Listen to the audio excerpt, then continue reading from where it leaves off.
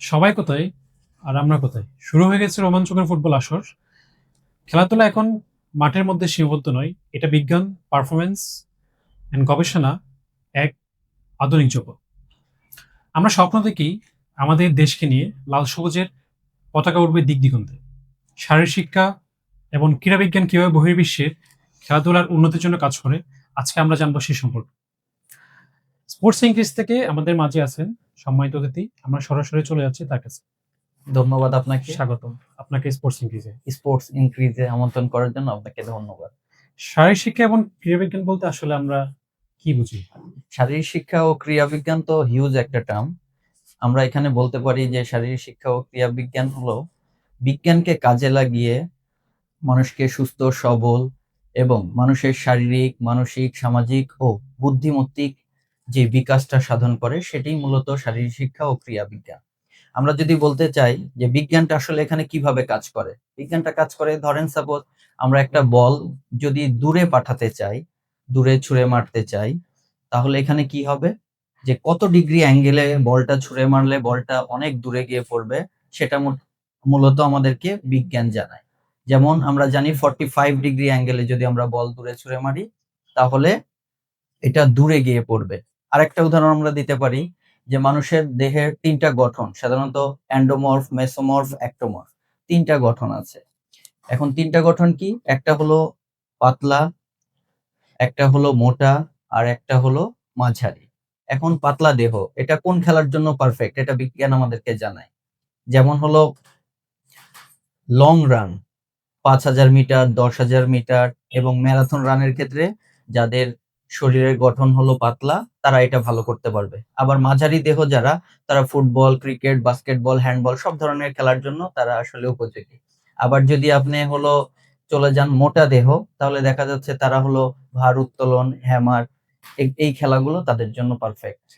আচ্ছা, এই বিষয়টি কোন কোন দেশে মানে পড়ানো হয় বা এটার সুযোগ কি কি আছে সে আচ্ছা সম্পর্কে যদি একটু আমরা। আচ্ছা, এটা যদি বলতে চান তাহলে বিশ্বের বিভিন্ন দেশে, বড় বড় দেশগুলোতে, ইউরোপ, আমেরিকা বলেন, এশিয়া বলেন, বিভিন্ন দেশে শারীরিক শিক্ষা ও ক্রীড়া বিজ্ঞান ইউনিভার্সিটি এখন আছে এবং তারা এখানে ব্যাপকভাবে রিসার্চ করছে যে কিভাবে আমাদের স্পোর্টসটাকে ইমপ্রুভ করা যায়। যেমন আমরা বলতে পারি যদি যুক্তরাষ্ট্রে যান, যুক্তরাষ্ট্রে গেলে আমরা Harvard university, Ohio state university, university of Florida, তারপরে যদি যুক্তরাজ্যে যান তাহলে লোমবার্গ ইউনিভার্সিটি, ইউনিভার্সিটি অফ এক্সিটার, কেলে ইউনিভার্সিটি, এই ইউনিভার্সিটি গুলো বিভিন্ন বিষয় নিয়ে গবেষণা করে, যেমন sports biomechanics, sports anatomy and physiology, sports psychology, sports rehabilitation এগুলো করে। তাছাড়া যদি আরো যান তাহলে আরো যদি দেখি আমরা বিভিন্ন স্পোর্টস ইউনিভার্সিটি গুলো যেমন জার্মানিতে আছে, জাপানে আছে,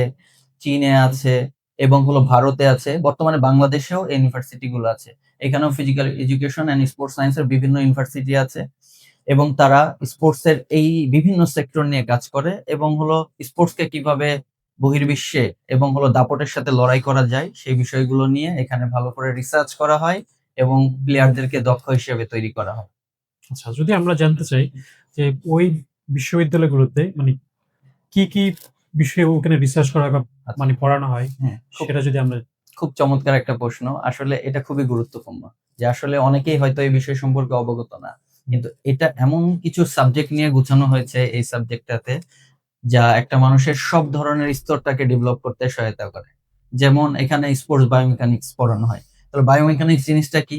যে একটা মানুষ কিভাবে চলবে, একটা মানুষ কিভাবে চলাচল করবে, একটা মানুষের ব্যাট কিভাবে মারলে বলটা দূরে দূরে গিয়ে পড়বে। তারপরে হলো একটা মানুষের মুভমেন্টটা কেমন হবে, ওভারঅল সবকিছু হলো স্পোর্টস বায়োমেকানিক্স নিয়ে কাজ করছে এবং খেলার পারফরম্যান্স কিভাবে বৃদ্ধি করবে সেই জিনিসটা স্পোর্টস বায়োমেকানিক্স এর উপরে নির্ভর করে। তাহলে স্পোর্টস বায়োমেকানিক্স এখানে পড়ানো হয়, তারপর স্পোর্টস সাইকোলজি পড়ানো হয়, স্পোর্টস অ্যানাটমি অ্যান্ড ফিজিওলজি পড়ানো হয়, স্পোর্টস কাইন্সোলজি পড়ানো হয়, তারপরে স্পোর্টস কিনান্থোপোমেট্রি পড়ানো হয়, তারপরে স্পোর্টস জার্নালিজম পড়ানো হয় এবং হলো আরো অনেক মানে জ্ঞানমূলক যেমন ফিজিক্স, কেমিস্ট্রি, বায়োলজি, ওভারঅল সব সাবজেক্টের ইনভলভ এখানে আছে।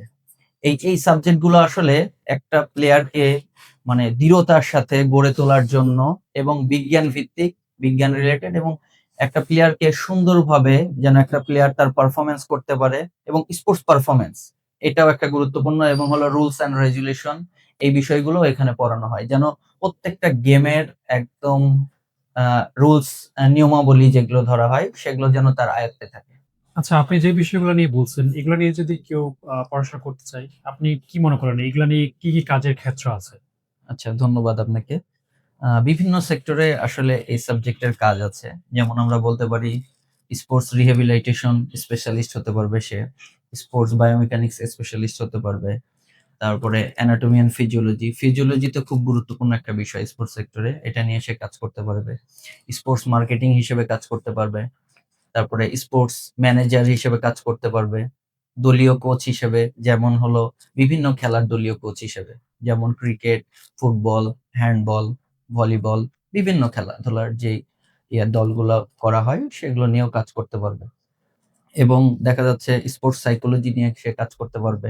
আরো বিভিন্ন ধরনের জায়গা আছে, এবং বিদেশে, বিশেষ করে বিদেশে অনেক জায়গা আছে যেখানে আসলে আ আমাদের অনেক ক্ষেত্র আছে। স্পেশাল চাইল্ড কেয়ার নিয়ে কাজ করা যায়। এই সেক্টর গুলো আছে। আরো বহির্বিশ্বে অনেক জায়গা আছে, ক্ষেত্র আছে। সেগুলোতে স্পোর্টস সায়েন্স নিয়ে কাজ করা হয়, এবং তাদের জন্য সুবিধা, অগ্রাধিকার দেয়া হয় তাদেরকে। আচ্ছা, এই স্পোর্টস এর যে আপনি স্পোর্টস বিজ্ঞান বা স্পোর্টস সায়েন্স এর যে বিষয়টা বললেন, সেটার কোন, কোন জায়গাগুলোতে আমাদের দেশে আসলে কাজ করলে এগুলা আমরা এগিয়ে নিয়ে যেতে পারি আমাদের আ দেশীয় যে স্পোর্টস আছে সেগুলাকে? ঠিক বলেছেন। এখন দেখেন, এটা তো আমাদের দেশে আসলে physical education and sports science সর্বপ্রথম যশোর বিজ্ঞান ও প্রযুক্তি থেকে শুরু হয়, এবং তারপরে Rajshahi university, Kushtia university, Chittagong university, এবং হলো বেসরকারি ইউনিভার্সিটির মধ্যেও আছে কিছু ইউনিভার্সিটি, যেমন ড্যাফোডিল ইউনিভার্সিটি, তারপরে উত্তরা ইউনিভার্সিটি, এগুলোতে physical education and sports science পড়ানো হয়। তাহলে আসলে বহির্বিশ্বে যেভাবে কাজগুলো করা হচ্ছে, বহির্বিশ্বে সঠিক রিসার্চটা হচ্ছে, এবং দেখা যাচ্ছে ইনস্ট্রুমেন্ট যে জিনিসগুলো দরকার হয় সেগুলো সুন্দরভাবে তারা সাপ্লাই পাচ্ছে, এবং দেখা যাচ্ছে তাদের স্পোর্টস পারফরম্যান্স এর যেই ডেটাগুলো অ্যানালাইসিস সেগুলোর জন্য বিভিন্ন প্রযুক্তি থাকে, এবং একটা প্লেয়ার যেমন অস্ট্রেলিয়াতে আ বিভিন্ন রিসার্চ এর গবেষণামূলক জিনিস আছে যেখানে দেখা যাচ্ছে একটা প্লেয়ার যদি দুর্বল থাকে, সে কতটুকু দুর্বল আছে সেটাও এনালাইসিস করে তারা বের করে ফেলে। খুবই গুরুত্বপূর্ণ একটা বিষয়। যে তারা দেখা যাচ্ছে এই স্পোর্টসটাকে এমনভাবে বিজ্ঞানকে কাজে লাগিয়ে উন্নতির দ্বারপ্রান্তে নিয়ে গেছে, এবং আপনারা দেখেন অলিম্পিক খেলা যে হয়, বিগ একটা আসর। সেখানে কি হচ্ছে? বেশিরভাগ গোল্ড আপনার যুক্তরাষ্ট্র, যুক্তরাজ্য, এবং দেখা যাচ্ছে চাইনা, ঠিক আছে? যারা এগুলো নিয়ে বেশি গবেষণা করছে, তাদের কাছে কিন্তু এই বেশি গোল্ড গুলা চলে যাচ্ছে। ঠিক আছে? মেডেল গুলো বেশি পেয়ে যাচ্ছে। কি জন্য পাচ্ছে? এই যে তারা শারীরিক শিক্ষা ও ক্রীড়া বিজ্ঞানের গুরুত্বটা বুঝেছে, এবং তারা সেটা করছে। আর আমাদের দেশকে যদি এগিয়ে নিতে হয়, তাহলে অবশ্যই আমাদের দেশের এই স্পোর্টস সেক্টরটাকে, মানে আমাদের বিশ্ববিদ্যালয়গুলোর মান উন্নয়ন, এই সাবজেক্টের মান উন্নয়ন করতে হবে, এবং আমাদের স্পোর্টস গুলাতে সঠিক বিজ্ঞানের প্রয়োগটা নিয়ে আসতে হবে, এবং যারা গ্রহণযোগ্যপূর্ণ, মানে ভার্সিটি থেকে, বিভিন্ন ভার্সিটি থেকে পাশ করে বের হয়েছে, এবং যারা এই সম্পর্কে ভালো বোঝে, যারা পাশ করে বেরিয়েছে তারা তো অবশ্যই ভালো বোঝে। তাদেরকে যদি সেই সেক্টরে দেয়া হয় তাহলে আশা করি যে এই সেক্টরটা অনেক ডেভেলপ করা যাবে। ধন্যবাদ আপনাকে। আচ্ছা, যদি আপনি আমাদের আম দর্শকদের উদ্দেশ্যে যদি কিছু কোনো মেসেজ দিতে চান আপনার ধন্যবাদ। গুরুত্বপূর্ণ একটা বিষয়। অবশ্যই দর্শকদের উদ্দেশ্যে একটা মেসেজ আমার থাকবে। সাথে হলো আমাদের মাননীয় আ ক্রীড়া মন্ত্রী, প্রতিমন্ত্রী, উনার উদ্দেশ্যেও আমার কিছু কথা থাকবে। যেমন আমাদের এখন বর্তমান যিনি মাননীয় ক্রীড়া প্রতিমন্ত্রী, উনি যথেষ্ট ভালো একজন মানুষ আমার মনে হয়। কারণ তিনি আ নিজেই একজন সরাসরি ফুটবলার ছিলেন। বাংলাদেশ জাতীয় ফুটবল দলের গোলকিপার ছিলেন, এবং আমি ছোট থাকতে তার খেলা দেখেছি, খুবই অনুভব করেছি। এবং তিনি স্পোর্টস এর জন্য যেমন রিসেন্ট নতুন করে স্পোর্টস স্কুলের বাচ্চাদের যে পরিমাণ আগ্রহের সাথে একটা স্পোর্টস উনি নিজ হাতে তুলে নিলেন খেলাটা, এটা খুবই আসলে সুন্দর একটা ইভেন্ট ছিল। এবং তার সাথে স্পোর্টসকে এগিয়ে নেওয়ার জন্য উনি অনেক চেষ্টা করছেন। আশা করি উনার হাত ধরে আমাদের বাংলাদেশের স্পোর্টসটা আরো ডেভেলপ হবে। তার সাথে আমি যেটা বলতে চাই, একটু আগে আমি বললাম যে শারীরিক শিক্ষা ও ক্রীড়া বিজ্ঞান এমন একটা সাবজেক্ট যেখানে হিউজ বিষয়ের সমন্বয় আছে, এবং একটা প্লেয়ারকে খাওয়া থেকে শুরু করে রাতে ঘুমানো পর্যন্ত, সকালে ঘুম থেকে ওঠা থেকে শুরু করে রাতে ঘুমানো পর্যন্ত যা যা প্রয়োজন প্রত্যেকটা জিনিস আসলে বিজ্ঞানকে কাজে লেগে যেভাবে এই সাবজেক্টটা একটা মানুষকে গড়ে তোলে, এটা আসলে মানে কি বলবো, একটা চমৎকার সাবজেক্ট আমি মনে করি। এবং একটা প্লেয়ারকে শক্তিশালী একটা প্লেয়ার তৈরি করতে এটা ব্যাপক ভূমিকা রাখে এবং একটা দলকে শক্তিশালী করতে এটা ভূমিকা রাখবে। কি জন্য বিজ্ঞান ছাড়া এখন আমরা অসহায়। আর এই বিজ্ঞান যদি আমরা ভালোভাবে সঠিক অ্যাপ্লাই না করতে পারি, তাহলে বহির্বিশ্ব অবশ্যই তারাই সব পদক নিয়ে যাবে আর আমরা সারা জীবন পিছিয়ে থাকবো। ধন্যবাদ আপনাকে।